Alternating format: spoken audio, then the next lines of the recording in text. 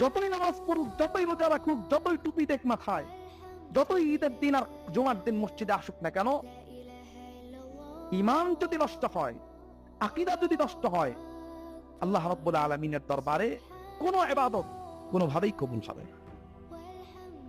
আজকে দেখা যাবে আমাদের মুসলিম সমাজে এমন বহু মুসলিম, আমরা সালাত আদায় করছি, বহু মুসলিম সালাত আদায় করছি, মসজিদে মুসল্লি ভরা আছে, কিন্তু এই ভরা মুসল্লিদের মধ্যে বহু মানুষ আছে যারা ঈমান এবং আকীদার ক্ষেত্রে এমন ভাবে প্রশ্নবিদ্ধ যে তাদের নামাজ হওয়ার কোনো সুযোগ নেই। আজকের মসজিদে মুসল্লি নাই, এক প্রশ্ন, এক সমস্যা।